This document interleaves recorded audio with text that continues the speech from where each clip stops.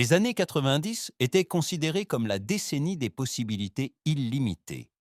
La technologie promettait non seulement le progrès, mais une manière de vivre complètement nouvelle. De grandes marques annoncèrent des produits qui devaient changer notre monde.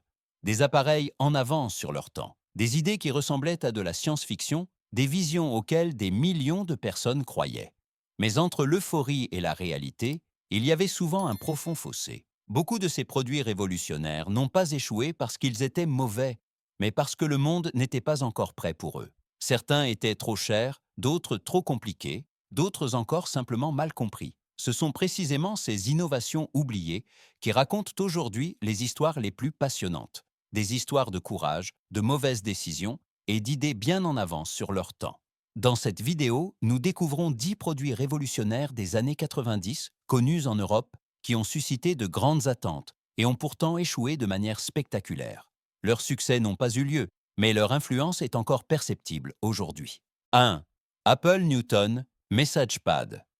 Quand Apple a présenté le Newton MessagePad en 1993, cela ressemblait à un aperçu direct du futur.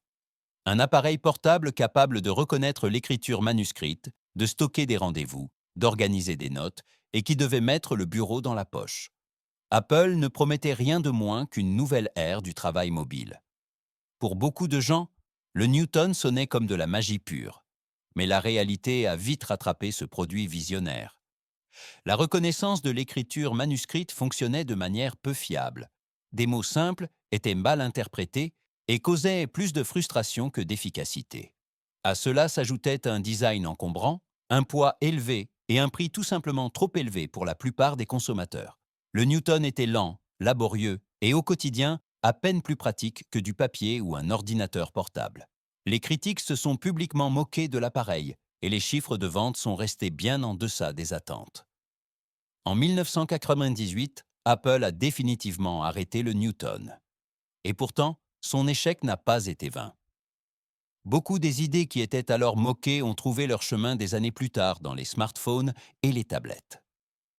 Le Newton n'a pas été un succès, mais il a été le début de quelque chose de bien plus grand. 2. Nintendo Virtual Boy. Quand Nintendo a annoncé le Virtual Boy en 1995, cela ressemblait à une révolution. Pour la première fois, un grand fabricant de consoles promettait un véritable jeu en 3D pour un usage domestique. Les joueurs devaient littéralement plonger dans le monde du jeu, expérimenter la profondeur spatiale et vivre le jeu d'une manière totalement nouvelle. Les attentes étaient énormes, car Nintendo était considéré en Europe comme un garant de l'innovation et de la qualité. Mais dès les premières minutes passées avec l'appareil, il est devenu clair que cette vision avait un prix élevé. L'écran rouge et noir fatiguait énormément les yeux. De nombreux joueurs se plaignaient de maux de tête, de vertiges et de nausées. Au lieu de jouer de manière détendue, chaque session devenait un effort. À cela s'ajoutait un design de table inhabituel, qui limitait la liberté de mouvement et était tout sauf confortable. Même le choix de jeu n'a pas pu sauver la technologie. Il est resté limité et peu convaincant. Le prix de vente élevé a fait le reste. Moins d'un an après, Nintendo a retiré le Virtual Boy du marché. Malgré son échec spectaculaire, il reste aujourd'hui un symbole de courage et de goût de l'expérimentation. Car sans cet échec, les développements ultérieurs dans le domaine du jeu en 3D et en réalité virtuelle auraient été difficilement imaginables. 3. Sega Saturn. Quand Sega a lancé la Saturn en 1995, elle devait devenir la prochaine grande console de jeux en Europe. Techniquement, la Saturn était puissante et n'était pas inférieure à son temps. Mais c'est précisément cette technologie qui lui a été fatale. L'architecture compliquée rendait la programmation de bons jeux extrêmement difficile pour les développeurs. Beaucoup de studios se sont détournés, frustrés. En même temps, Sega a surpris les revendeurs et les partenaires avec un lancement prématuré sur le marché, ce qui a coûté la confiance. Pendant ce temps, la PlayStation de Sony gagnait rapidement en popularité et offrait un choix de jeux plus vaste et plus attrayant. Pour beaucoup d'acheteurs, la Saturn semblait chère, difficile d'accès et peu convaincante.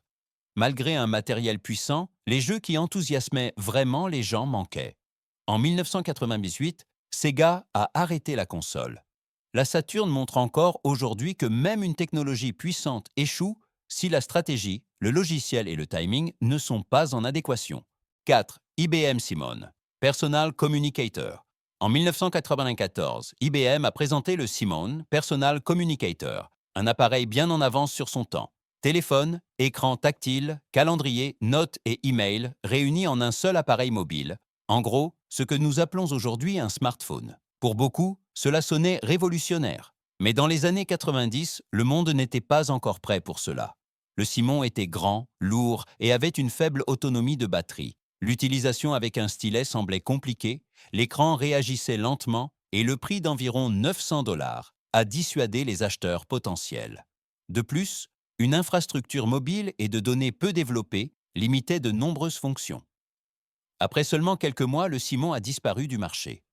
Néanmoins, il est aujourd'hui considéré comme le premier smartphone de l'histoire et comme la preuve qu'une idée géniale peut échouer si la technologie et le marché ne peuvent pas encore suivre. 5. Sony Mini-Disc. Quand Sony a introduit le mini-disque au début des années 90, il devait devenir l'avenir de la musique portable. Petit, robuste, réinscriptible et avec une meilleure qualité sonore que les cassettes, il sonnait comme la solution parfaite. Surtout en Europe, le format a suscité une grande curiosité, mais le quotidien a vite montré ses faiblesses. Les lecteurs et les disques étaient trop chers, le temps d'enregistrement limité et la compatibilité avec d'autres formats problématiques. Alors que les consommateurs s'habituaient encore aux mini-disques, les lecteurs MP3 et les CD inscriptibles avaient déjà conquis le marché. Malgré une niche fidèle, le format n'a jamais vraiment réussi à s'imposer.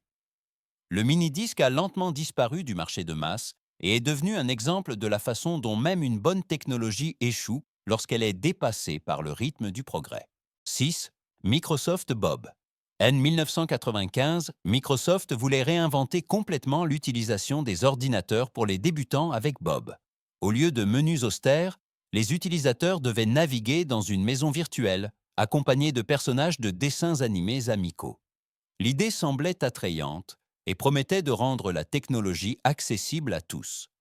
En pratique, cependant, Bob semblait plus condescendant qu'utile. L'interface était lente, confuse et nécessitait beaucoup de puissance de calcul. Beaucoup d'utilisateurs ne se sentaient pas pris au sérieux et trouvaient les animations gênantes. Au lieu de faciliter l'accès, Bob rendait les tâches, même simples, plus compliquées. La critique était dévastatrice, les chiffres de vente faibles. Microsoft a arrêté le programme après seulement 1 an. Bob est encore aujourd'hui un exemple parfait de la façon dont de bonnes intentions ne suffisent pas si la convivialité et les performances ne sont pas convaincantes. 7. Atari Jaguar. En 1993, Atari a tenté un grand retour avec le Jaguar. La console était présentée comme le premier véritable système 64 bits et devait être techniquement bien supérieure à la concurrence. Mais derrière les grandes promesses se cachait une réalité décevante. Le matériel était d'une conception compliquée, ce qui rendait le développement de jeux extrêmement difficile. Beaucoup de développeurs évitaient le système, les bons jeux restaient rares. Le contrôleur a également été critiqué, il semblait encombrant et peu pratique. En même temps, le Jaguar était cher et, en comparaison directe, ne pouvait convaincre ni les joueurs ni les acheteurs. Contre Nintendo et Sega, Atari n'avait pratiquement aucune chance. Le Jaguar a été abandonné dès 1996. Avec lui s'est terminée l'ère d'Atari en tant que grand fabricant de consoles, et il en est resté la leçon que le marketing et les nombres de bits ne peuvent pas remplacer de bons jeux. 8. Philips CDI. Au début des années 90, Philips voulait redéfinir le salon avec le CDI, un seul appareil pour les jeux, les films, l'apprentissage et le divertissement interactif sonnait comme l'avenir pur.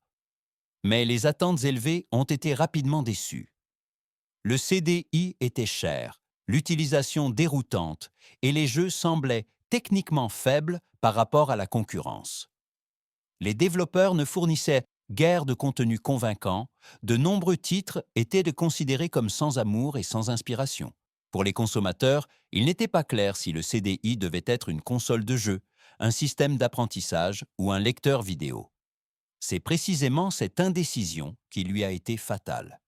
Malgré des investissements importants, le CDI n'a jamais trouvé un large public cible et a disparu discrètement du marché.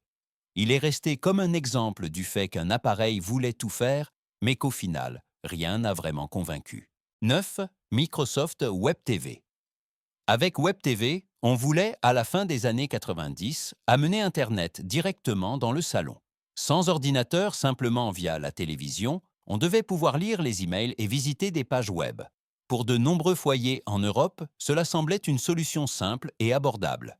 Mais la réalité fut décevante. Des connexions à distance lente, une interface utilisateur léthargique et des fonctions de navigateur très limitées ont fait de la navigation une épreuve de patience. La saisie de texte avec une télécommande ou un petit clavier était fastidieuse et frustrante.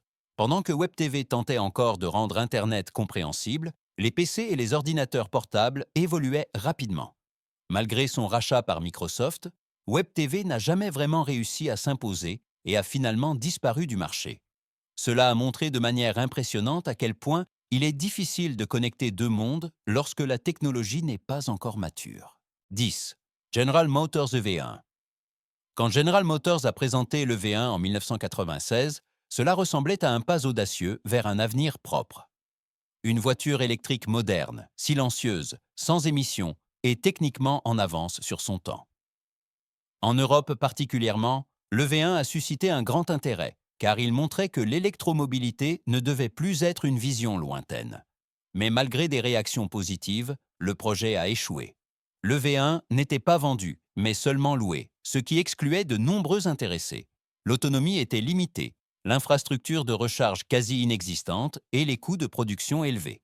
Au lieu de développer davantage le modèle, General Motors a finalement débranché. Les véhicules ont été rappelés et en grande partie détruits, ce qui a suscité des critiques dans le monde entier. Le V1 a disparu, mais son idée a survécu. Aujourd'hui, il est considéré comme un symbole de la précocité avec laquelle l'électromobilité aurait été possible et de la façon dont une innovation révolutionnaire peut échouer en raison des conditions du marché, des décisions et du manque de patience. Lorsque nous regardons aujourd'hui ces 10 innovations ratées des années 90, une chose devient claire. L'échec ne signifie pas qu'une idée était fausse.